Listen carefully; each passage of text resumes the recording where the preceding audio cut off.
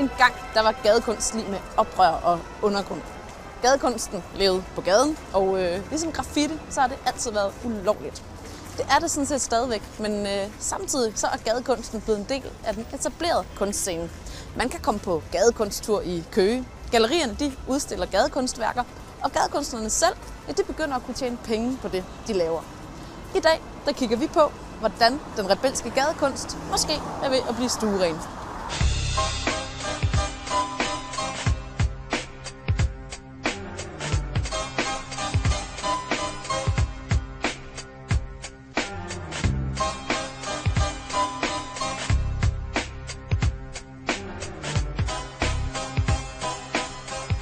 Når vi tager gadekunsten til os, som jo virkelig enormt mange mennesker har gjort, så er det jo fordi, at den får os til at se verden på en ny måde. Den får også vores hverdag til at se anderledes ud. Vores by bliver anderledes.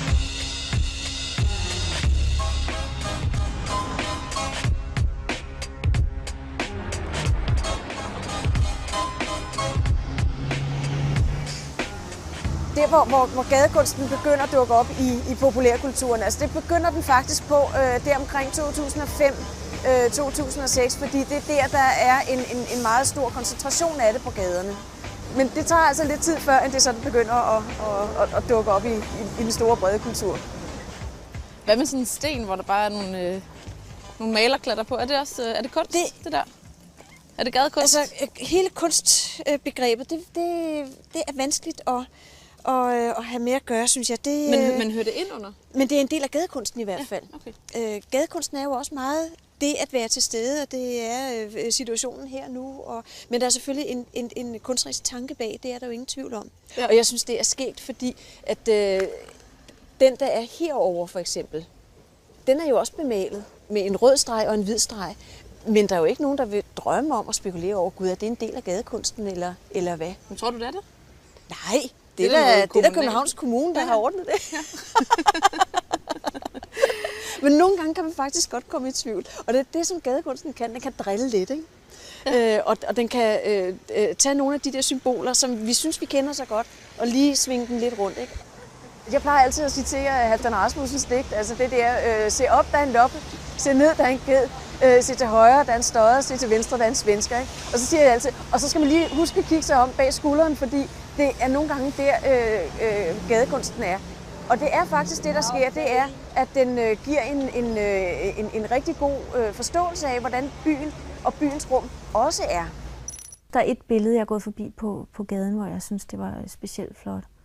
Men man kan jo godt se, når folk har gjort sig umage, og når der er en mening med det, andet end at føre sig selv frem. Fordi hvis du bare har tænkt dig at skrive dit navn, så synes jeg, at du skal skrive dit kladehæfte.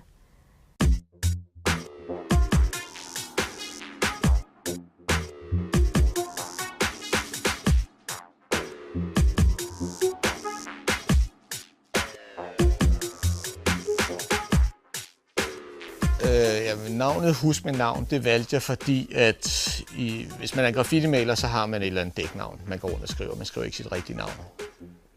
Og så tænkte jeg, det ville være smart at proppe et navn på de der gadeplakater, som jeg gik rundt og lavede. Da jeg startede med at lave ting på gaden, der de få andre, der også fik rundt og lavede noget, de satte ikke noget navn på det, de lavede, så der var ikke rigtig nogen klar afsender på de fleste ting. Men det er meget nemmere for folk, publikum, at snakke om tingene og referere til tingene, hvis der ligesom er en signatur på det. Og når folk snakker om det, jamen, så spreder det sig også, så er der flere og flere folk, der kender til det, ikke? Og det gjorde så også, at jeg fik skyld for, eller æren for stort set halvdelen eller flere af de ting, der foregik i starten, fordi at det var jo det eneste navn, folk kunne referere til.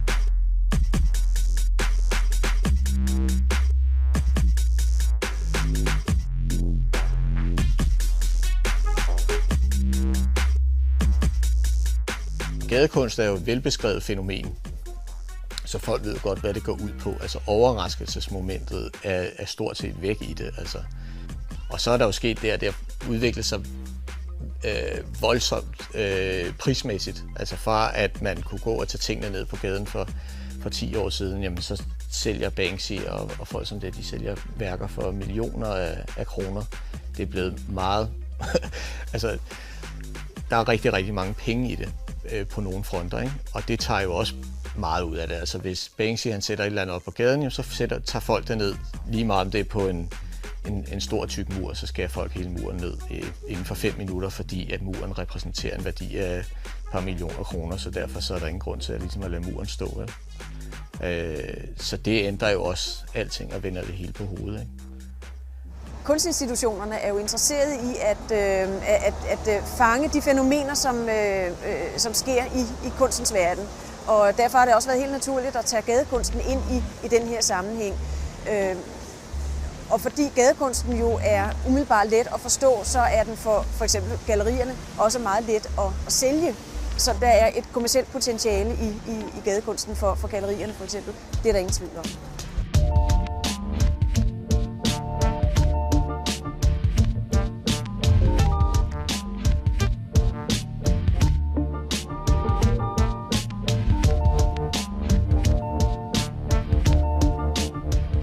KØS er jo hele Danmarks specialmuseum for kunst i det offentlige rum, og derfor er det jo vores pligt og også vores store glæde at kunne sætte fokus på alt det, der foregår kunstnerisk i det offentlige rum. Og det har så før været for eksempel Statens Kunstfond, altså sådan officielle myndigheder, som har arrangeret og bestilt kunst til danskerne. Men der er jo ikke nogen, der siger, at vi ikke skulle interessere os for nogle af de mere sådan, kan man sige, anarkistiske bevægelser, som også indtager det offentlige rum med kunst, herunder gadekunsten. Fordi vi synes jo, det er et samfundsmæssigt fænomen, som kan interessere alle, og som vi om nogen som kunstinstitution bør interessere os for. Så derfor synes vi, at det kunne være rigtig, rigtig spændende at prøve at formidle det her meget, meget livlige og spændende kunstneriske virkefelt, nemlig gadekunsten i en udstilling. Du kan ikke leve af at lave ting ude på gaden udelukkende. Du kan få en bøde for det, ikke? Men jeg kan godt leve af at lave ting som opgaver, som på sin vis udspringer af at have lavet ting på gaden en gang, og nogle gange gør det stadigvæk. Så det kan føre til nogle andre ting, men du kan ikke leve af at gå rundt og klistre et eller andet op ude på gaden. Altså, der kan du højst få en potteplant i hovedet fra overboen. Altså. Jeg var faktisk i Elmegade forleden dag på Nørrebro, og der så jeg rigtig god street art. Der var simpelthen en mand, der havde taget en tusch, og så har han taget nogle reklameplakater, hvor der var nogle børn på, og så har han tegnet små kasser foran deres øjne, og så har han nede i bunden havde han skrevet fjernsyns øjne, og så har han sat en pil op i kassen. Det er street art. Jeg kan ikke lide street art længere.